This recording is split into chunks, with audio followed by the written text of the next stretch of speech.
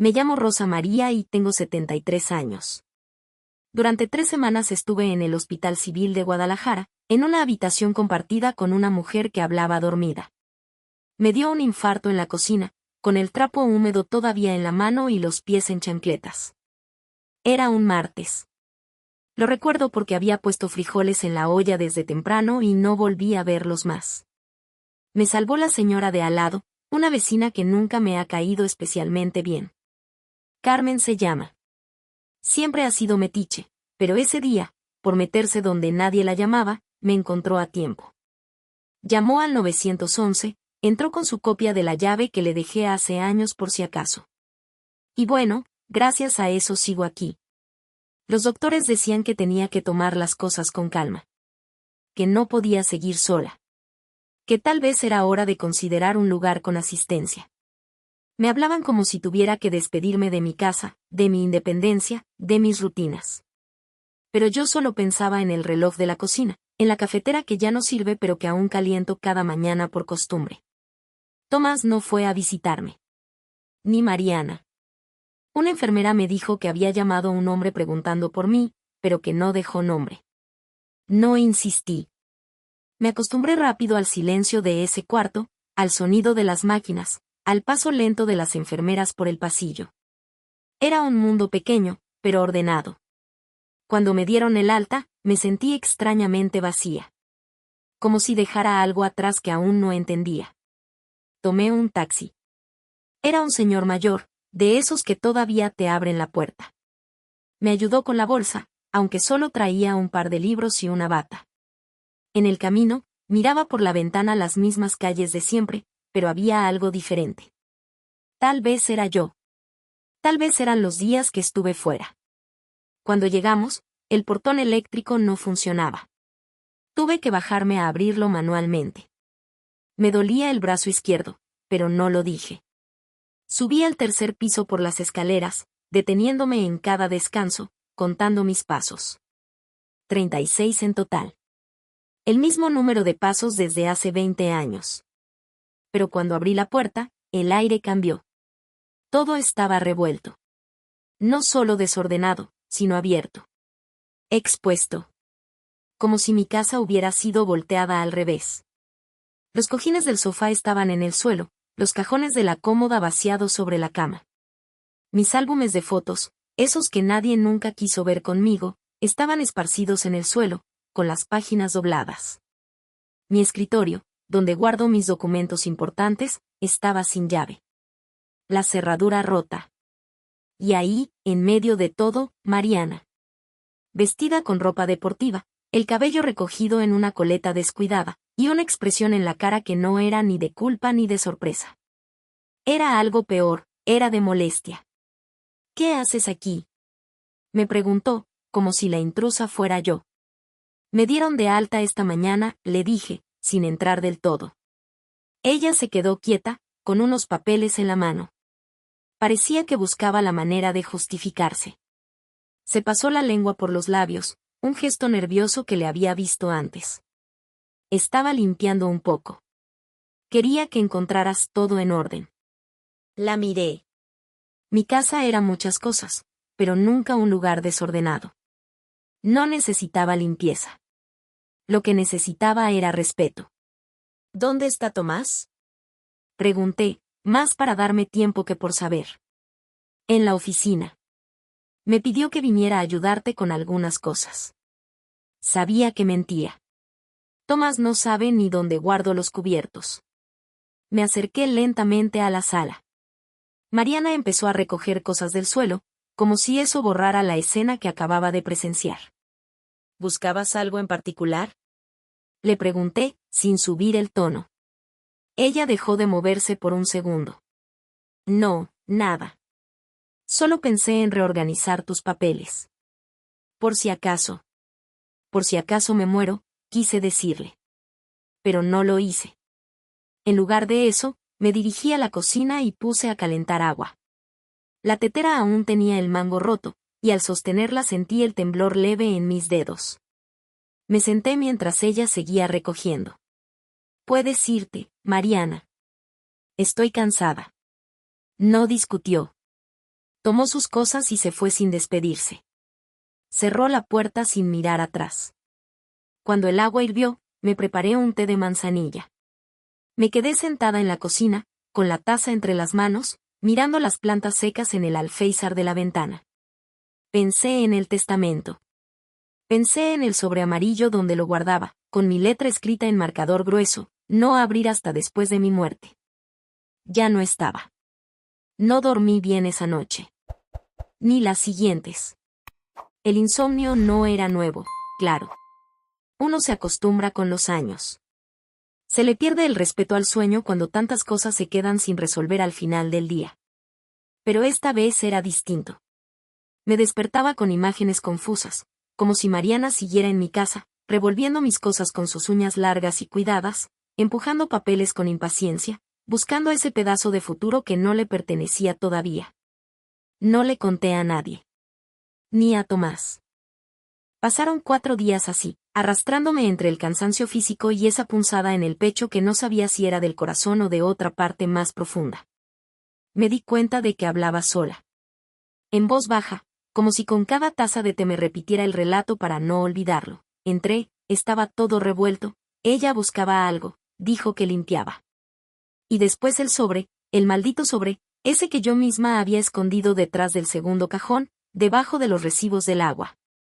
No estaba. A veces, cuando algo se pierde, una se consuela pensando que lo guardó tan bien que ahora no lo puede encontrar. Pero esta vez no era eso. Esta vez era certeza.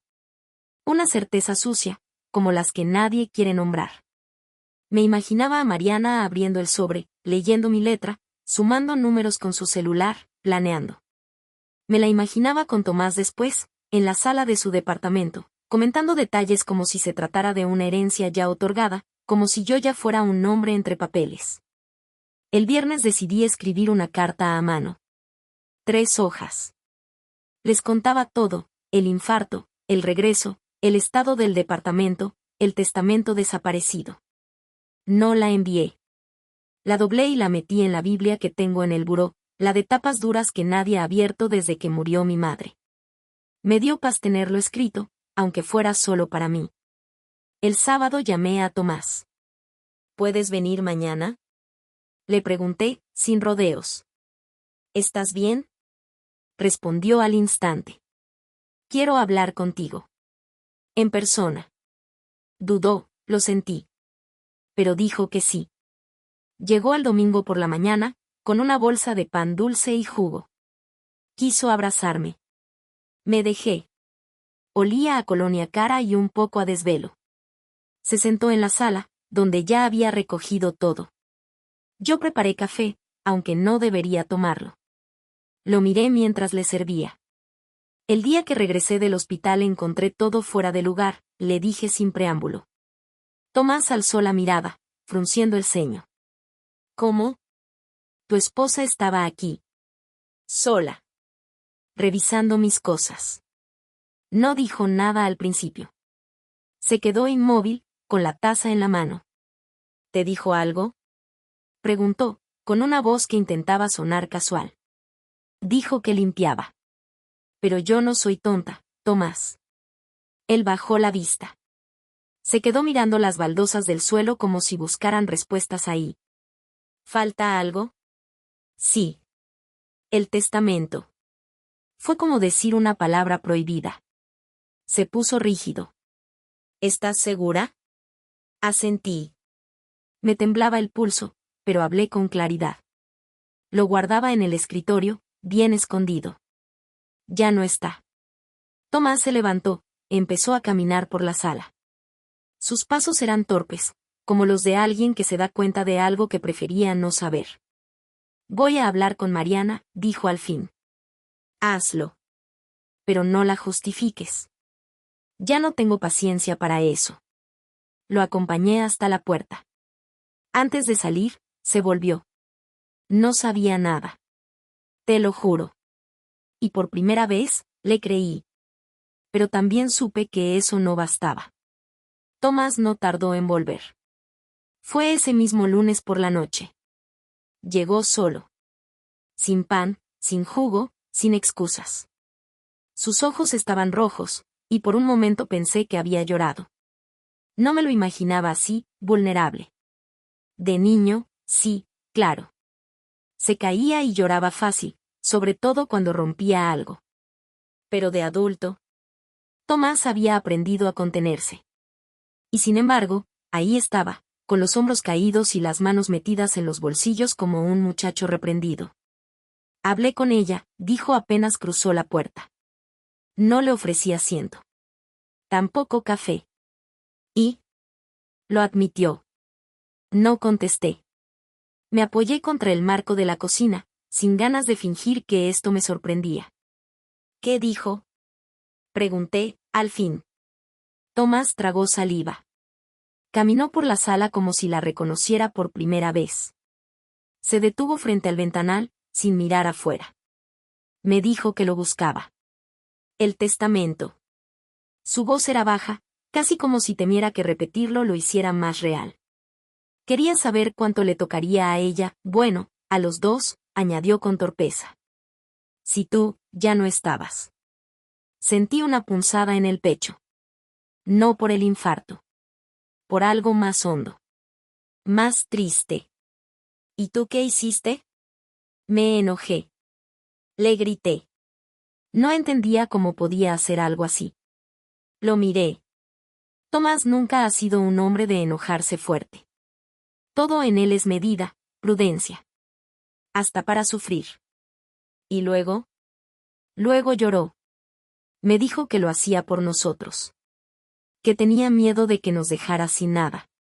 Que merecíamos una seguridad después de tanto tiempo acompañándote.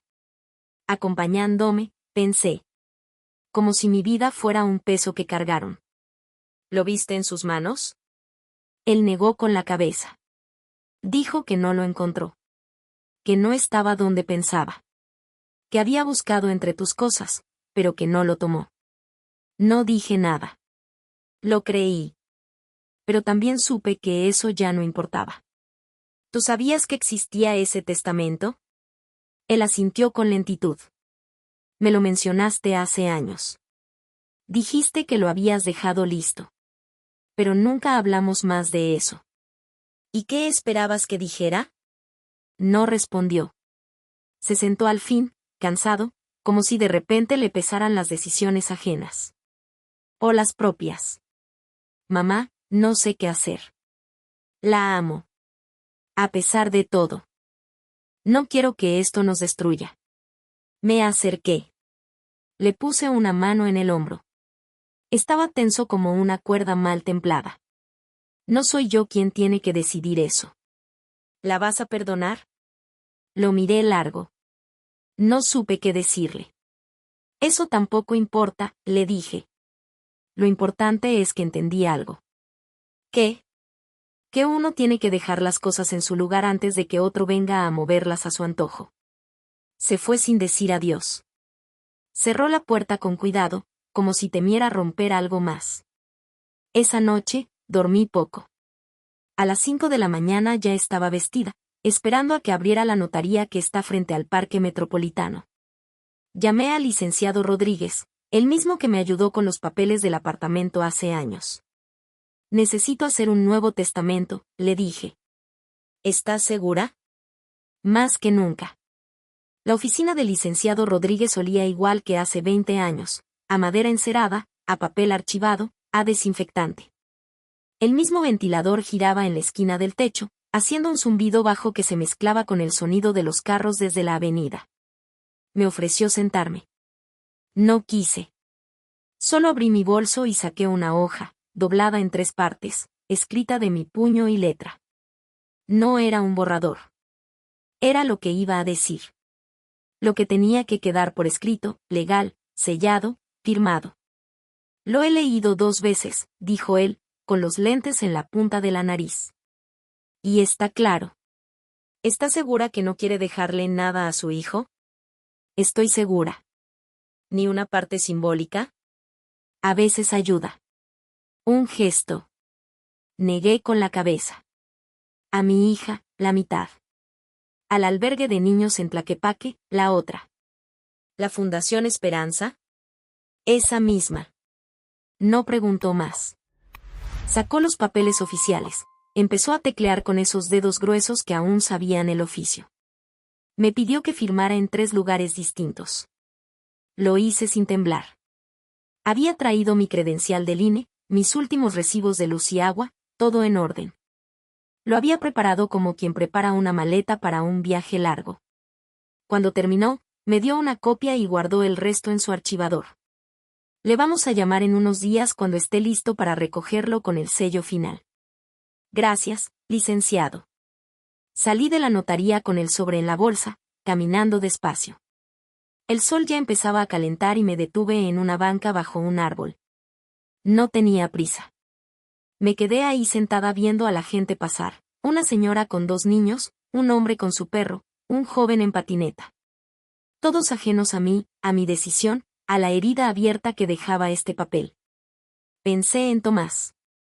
En cómo me miró cuando era niño, con esos ojos grandes que buscaban aprobación. En cómo me ayudaba a cargar las bolsas del mercado. En cómo, después de conocer a Mariana, empezó a visitarme menos.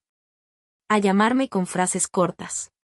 Como si yo fuera parte de una vida que le daba pena, o que prefería olvidar. Y sin embargo, seguía siendo mi hijo. Pero había cosas que ni el amor podía borrar. El abandono, la cobardía, la omisión. No podía dejar mi casa, mis libros, mis recuerdos, en manos de alguien que permitió que me revolvieran como a un mueble viejo. Mi hija, en cambio, aunque vivía en Monterrey y apenas nos veíamos, me llamaba cada domingo. Me preguntaba por mis plantas, por mi presión, por los libros que leía. Una vez me envió un mensaje diciendo, «Mamá, aunque estés lejos, te pienso cerca». No necesitaba más que eso. ¿Y los niños? Esos que nunca tuvieron una madre que les dijera que están a salvo. A ellos sí les podía servir algo. No una casa grande, pero sí un colchón, libros, ventanas abiertas. Un poco de calma. Volví a casa antes de mediodía. Abrí las ventanas. Dejé que el aire entrara. Mariana llamó en la tarde. No contesté. Tomás vino esa noche. Lo dejé pasar. Se sentó donde siempre. No hablaba. ¿Fuiste con el notario?, preguntó al fin. Fui. ¿Lo cambiaste? Asentí. No te dejaré nada, Tomás. A ti ni a ella. Ya no puedo confiar. Él cerró los ojos. No lloró, pero algo en su rostro se apagó. Como si hubiera perdido algo que no supo cuidar. Lo entiendo, dijo. No te lo voy a discutir. Se fue poco después. No pidió perdón. No intentó justificarse. Y eso, de algún modo, fue lo único que le agradecí. Los días siguientes fueron tranquilos. Callados, más bien. No pasó nada notable. Regaba las plantas, aunque muchas ya estaban secas. Leía por las tardes, preparaba café descafeinado aunque no me supiera igual. Dormía mejor. No profundamente, pero sin sobresaltos. A veces, eso es suficiente. Mi hija me llamó el domingo. ¿Cómo sigues, mamá? Bien, hija. Mejor. Me preguntó si necesitaba algo. Le dije que no. Me contó que había llevado a sus hijos al parque, que el más chico se cayó pero no lloró, que la vida seguía con su ritmo tonto y hermoso. Le pregunté si vendría pronto. Quiero ir en junio. Ya saqué los boletos. Le dije que aquí la esperaba. No hablamos del testamento. No hacía falta. Nunca preguntó. Nunca quiso saber qué le tocaba. Solo me quiso cerca. Y eso es todo lo que importa cuando una se empieza a volver sombra. Una tarde, bajé a dejar unas cosas en el contenedor del edificio. Ropa que ya no me ponía, algunos platos, libros repetidos. Me encontré con Carmen, la vecina, la misma que me salvó la vida sin quererlo. Me miró como si viera un fantasma. ¿Ya te sientes mejor? Sí, Carmen. Gracias por aquel día. Se encogió de hombros, como quitándole importancia. Pero sus ojos se llenaron de agua. Te dejé viva, y eso es lo único bueno que he hecho este año. Le toqué el brazo. No dije nada más. Volví a subir. Un martes por la mañana, recibí una llamada del licenciado Rodríguez. Ya está listo el documento. Puede pasar cuando guste. Fui al día siguiente. Caminé lento, disfrutando del aire, de los ruidos de la ciudad, de los puestos ambulantes con fruta fresca. Sentí que volvía a ser alguien. No una enferma, no una anciana esperando el final, sino una mujer con voluntad. Con decisión. Recibí mi copia, sellada, firmada, con todo en orden. La guardé en la misma Biblia de antes. En la misma página donde escribí una carta para mí. La noche siguiente, Mariana vino a verme. Tocó la puerta como si supiera que no iba a gustarme verla. Abrí. Necesito hablar contigo. No le dije que pasara. Se quedó de pie en el pasillo. Sé lo que hiciste. Lo que cambiaste. No te lo voy a explicar, le dije. Era mío también. No, Mariana. Nunca fue tuyo. Ni lo será. Me miró con furia, pero no encontró dónde descargarla. Se fue sin despedirse. Tomás no volvió. No por un tiempo. A veces me mandaba mensajes. Cortos. Culpables. No los respondía. No por rencor. Sino porque entendí que hay conversaciones que, si no se tienen a tiempo, ya no valen la pena. Un mes después, recibí una carta del albergue. Agradecían la decisión. Me ofrecían visitar cuando quisiera. Conocer a los niños, ver lo que se haría con la donación. Tal vez iré. Tal vez no. Pero saber que algo mío servirá para algo más que discusiones familiares, para algo más que ambiciones pequeñas, me da una paz que no esperaba a esta edad. Ya no me asusta morir. Lo que me asustaba era que mi vida se volviera herencia antes que recuerdo. Ahora sé que no será así. Y eso me basta.